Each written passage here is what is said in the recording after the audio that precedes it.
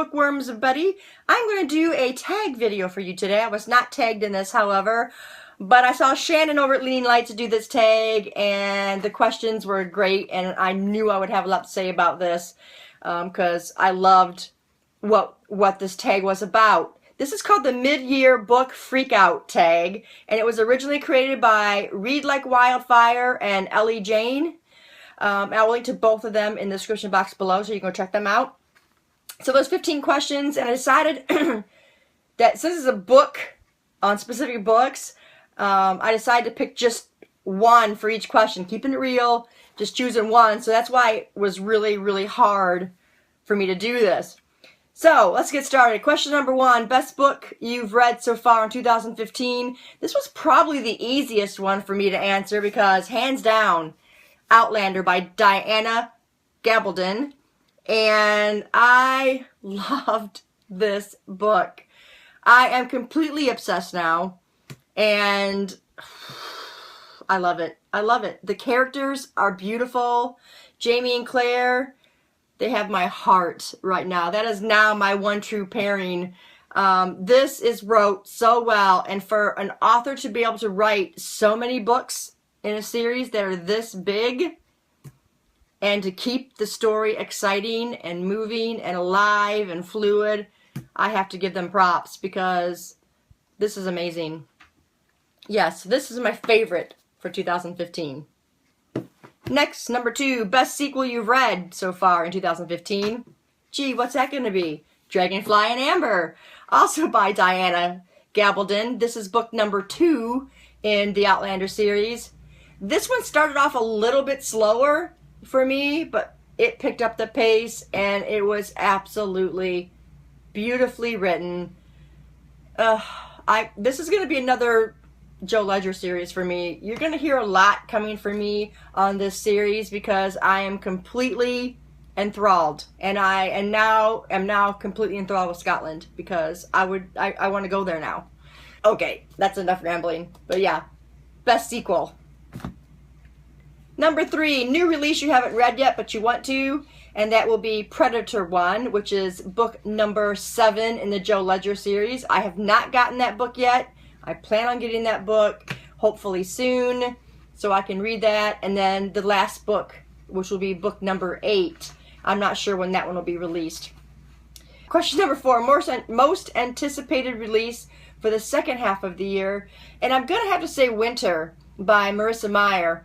This is book 4 in the Luna Chronicles, and again I thank Shannon for making me read Cinder in our Pick 5 challenge, and that series is another favorite, and I'm really looking forward to reading Winter. I did read Fairest not too long ago, and I really liked the perspective of the Queen, and it made me see a lot more as to why she was the way she was. But yes, Winter is coming out. I believe it's in November, so I'm looking forward to reading that one. Number 5, the biggest disappointment, and that one's going to have to be The Likeness by Tana French. In the Woods was really kind of slow, but then it picked up and became very intriguing. This was the one that I first bought this book, and before I realized that it was part of a series. And the reason I picked it up and was excited about it was because, you know, she's a detective and she's called to a scene where the victim looks like her. And I thought that sounded really intriguing. Well, it was book 2 in the Dublin Murder series, the Dublin Murder Squad series, and it just was really disappointing. I did finish the book, but it made me not want to go on with the rest of the series. So yeah, biggest disappointment.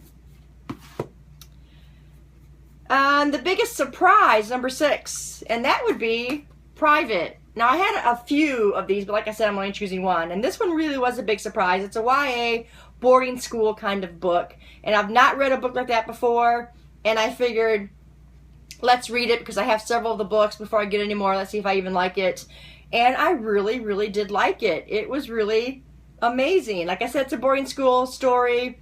This girl goes to this boarding school, and it's really not all that it's cracked up to be. There's some things going on, and I don't want to say anything else. I don't want to give anything away.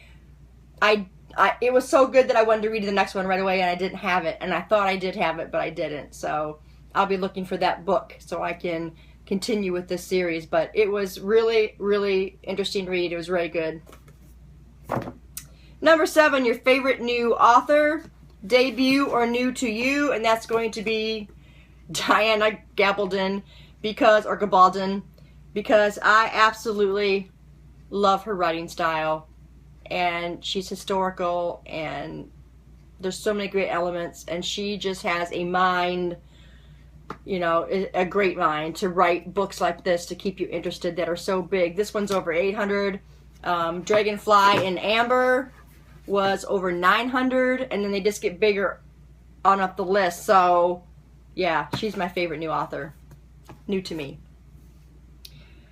Okay, number 8, newest fictional crush, and Jamie from the Outlander series. I love Jamie. He is loyal, devoted, he's headstrong, and he's just beautifully written. I just love his character so much. And actually, I like everything about him. Is he a Joe? He's close. He's close. And, you know, you can't even compare because they're 2 different genres. So, for historical genre, let's say Jamie. Okay, 9, new favorite characters. And again, that's going to be Jamie and Claire both. I know I was only choosing one, but I can't choose Jamie without choosing Claire. They're beautiful to get together, like I said before. This is my one true pairing. I've always had a hard time picking a one true pairing because none of them really felt like a one true pairing except in the Iron Fae series. But yeah, these 2 are beautiful. They're beautifully written. Love them. Okay, a book that made you cry, number 10.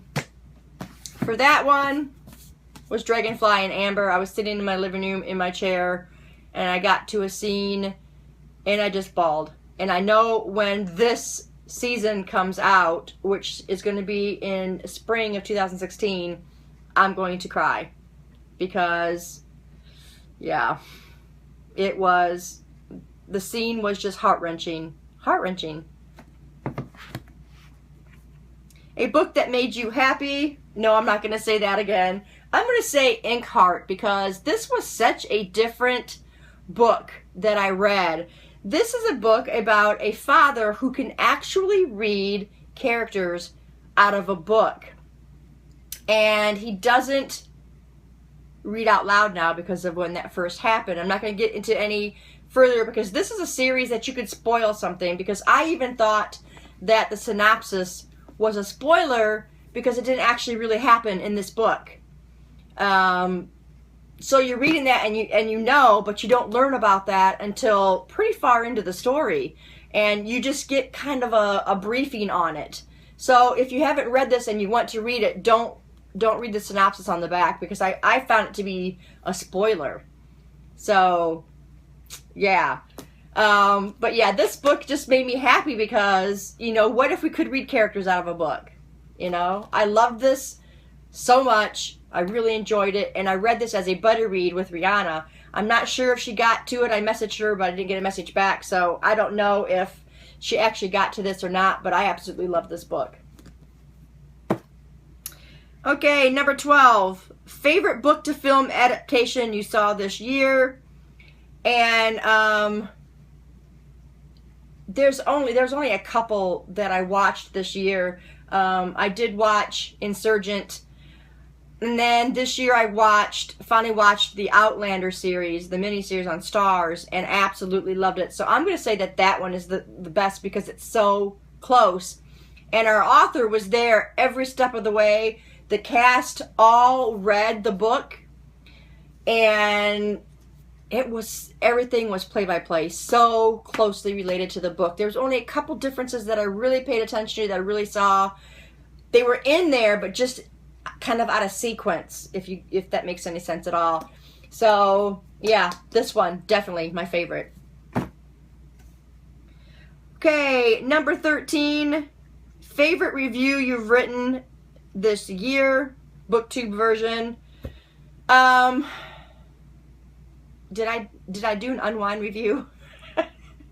any of the reviews I do on Booktube, I enjoy because I get to talk about a book that I really liked or a book that I didn't like at all. Very seldom do I do YouTube reviews on books that I don't like. I don't find that I can talk as much about it. But I really do like to talk about a book that I'm excited about, that I really enjoyed. I think I did the review on Unwind, that I recorded and never uploaded it, but I think I uploaded it. But that was probably one of my favorite reviews. And I also liked doing my review, well, I didn't really do a review of 11/22/63. I kind of talked about it when I was doing my update. But yeah, I like a lot of my review videos because I get to talk about what I read, because sometimes I get so excited about a book that I just really need to talk about it. And for this, I'm going to do a series review probably when I finally finish the series. But, you know, there's only so much that you can say about this one because it can give stuff away. And I just really hate to do a spoiler review.